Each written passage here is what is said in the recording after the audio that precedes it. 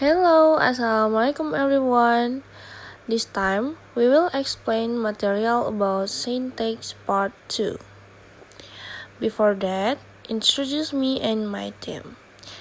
Namely, Safa Zata Zahira, and Tiara Zakia, and myself, Tasya Astrino Febrian. Okay, just go into any material that we will discuss. Here, there are two parts.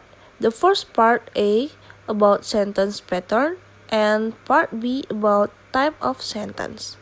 Well, in part A, sentence pattern, there are several more parts, namely simple sentence, compound sentence, complex sentence, complex compound, and in part B, there are also several parts, namely declarative, imperative, and interrogative. Okay, let's go to sentence pattern. Sentence pattern. Syntax. The arrangement of words in sentence, clause, and pairs, and the study of the formation of sentence and the relationship of their component parts. Syntax refers to word order and depends on lexical categories.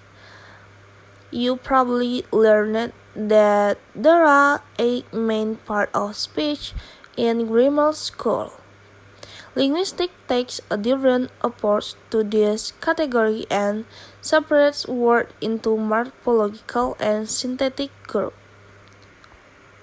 Oke, selanjutnya kita lihat ke kalimat pattern.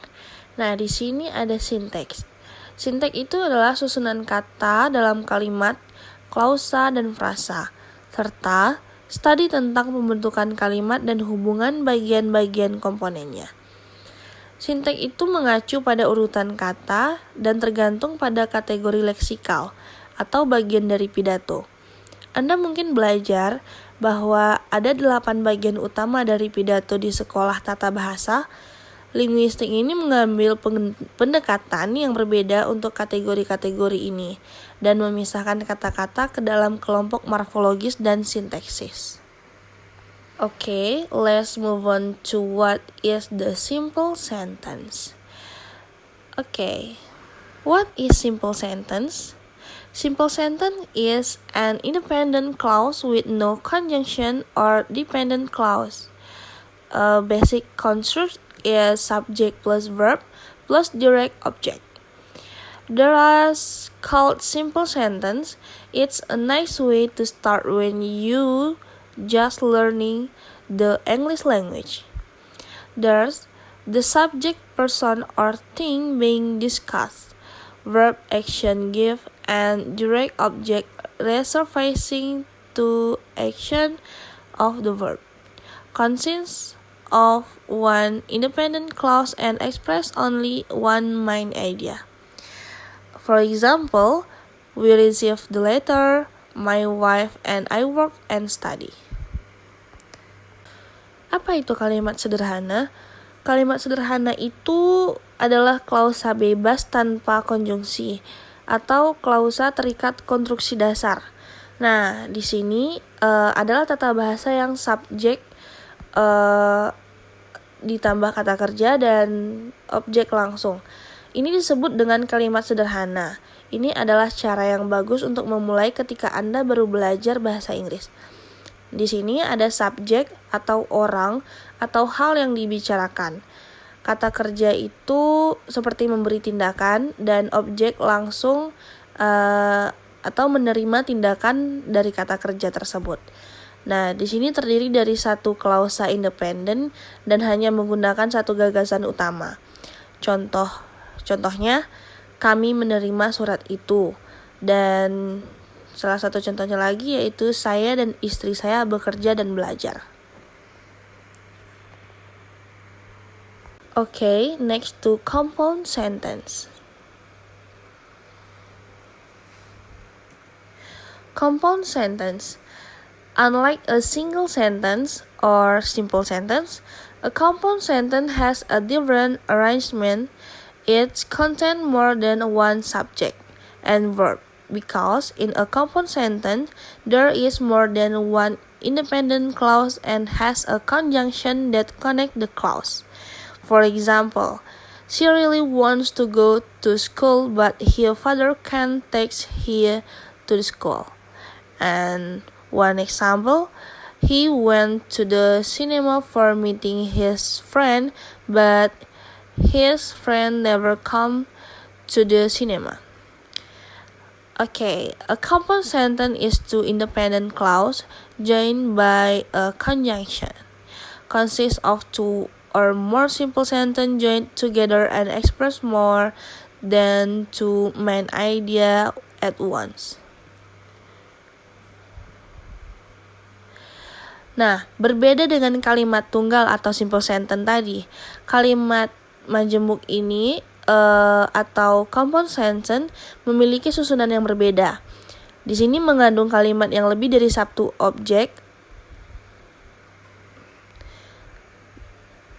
Di sini mengandung kalimat yang lebih dari satu subjek dan kata kerja. Karena di dalam kalimat menjemuk ada lebih dari satu klausa independen dan memiliki konjungsi yang menghubungkan klausa. Misalnya, seperti contoh ini. Dia sangat ingin pergi ke sekolah, tetapi ayahnya tidak bisa membawanya ke sekolah. Atau, dia pergi ke bioskop untuk bertemu temannya, tetapi temannya tidak pernah datang ke bioskop. Okay, next to complex sentence. Complex sentences are different from simple sentence and compound sentence because in complex sentence there are two clauses, namely independent clause and dependent clause, which are combined into one sentence. For example, my dad laughed when I told a joke.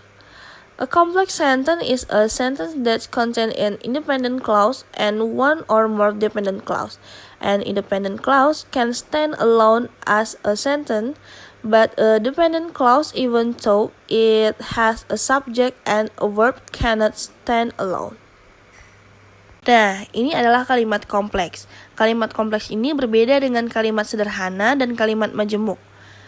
Karena di dalam kalimat kompleks terdapat dua klausa, yaitu independent clause dan dependent clause, yang digabungkan menjadi satu kalimat. Contohnya, ayah saya tertawa ketika saya menceritakan sebuah lelucon. Nah, kalimat kompleks ini adalah kalimat yang mengandung klausa bebas dan satu atau lebih klausa terikat. Klausa independen dapat berdiri sendiri sebagai kalimat, tetapi klausa dependen meskipun memiliki subjek dan kata kerja tidak dapat berdiri sendiri. Okay, next to complex compound sentence.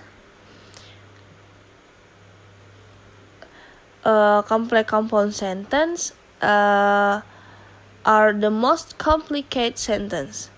As their namely implies, a complex compound sentence has at least two independent clauses and at least one dependent clause. In simple terms, an independent clause can be a sentence on its own, while a dependent clause cannot. The structure of the compound complex sentence requires a complex sentence in which there are three events, each containing one subject, one verb, and one or more additional sentence. Nah, ini complex compound sentence atau kalimat majemuk yang kompleks. Kalimat majemuk yang kompleks ini sering juga disebut dengan kalimat majemuk yang bertingkat. Merupakan kalimat yang paling rumit sesuai dengan namanya. Sebuah kalimat majemuk kompleks memiliki setidaknya dua klausa independen atau setidaknya satu klausa dependen. Dalam istilah sederhana, klausa independen menjadi kalimat yang lebih atau kalimat sendiri, sementara klausa dependen tidak. Struktur kalimat majemuk bertingkat atau kalimat majemuk yang kompleks membutuhkan kalimat yang lengkap yang di dalamnya itu terdapat tiga kejadian yang masing-masing mengandung satu subjek atau pelaku kalimat dan satu verb, satu kata kerja dan satu atau lebih kalimat tambahannya. Contohnya, when I feel sad and my family is far away, I will call them by phone. Nah, di sini terdapat dependent clause-nya yaitu when I feel sad.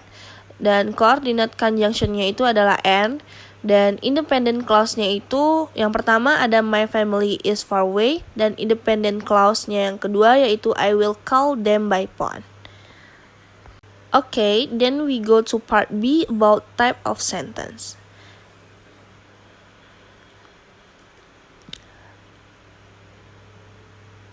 The first one is declarative. Okay. A declarative sentence is a statement sentence. The most distinctive feature of a declarative sentence is that the sentence ends with a period. To form a complete thought, a declarative sentence must have a subject and predicate in the form of a verb or auxiliary verb plus verb, and usually with the addition of other elements such as direct object, adjective, or adverb. Characteristic of declarative sentence: the first end with a dot. 2. Contain information or statement. 3. The subject is placed before the verb. For example, snow is white.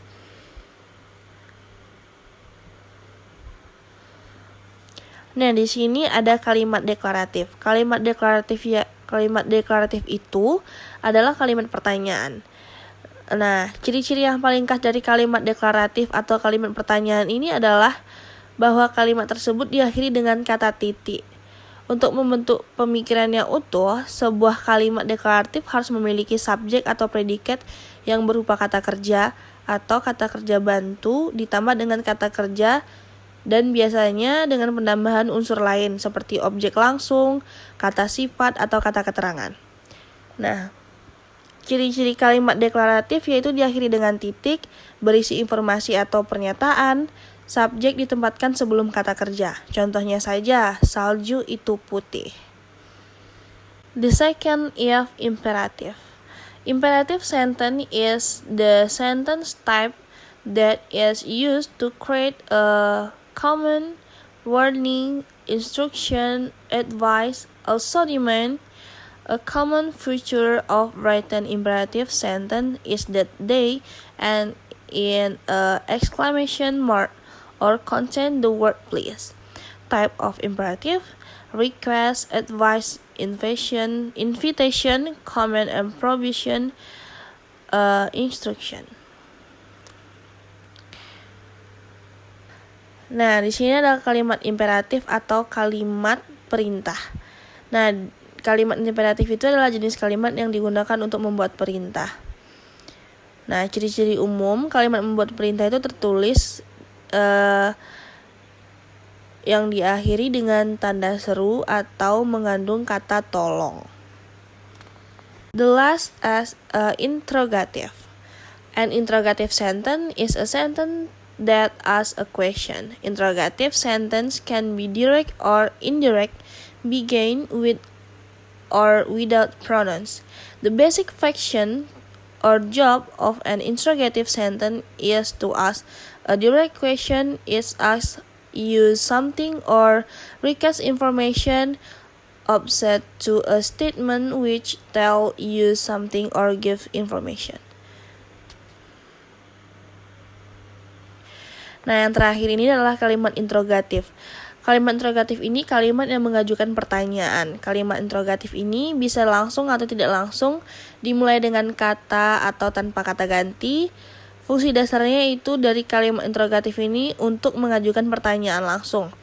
Nah, ini menanyakan sesuatu kepada kita atau meminta informasi sebagai lawan dari pertanyaan yang memberitahu kita sesuatu atau memberi informasi.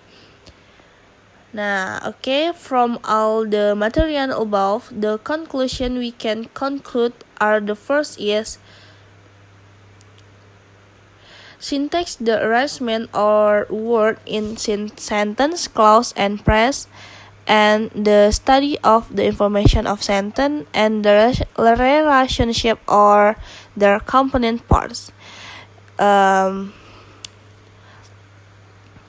The second is the syntax is divided into several sentence patterns, namely simple sentence, complex sentence, compound sentence, and complex compound sentence.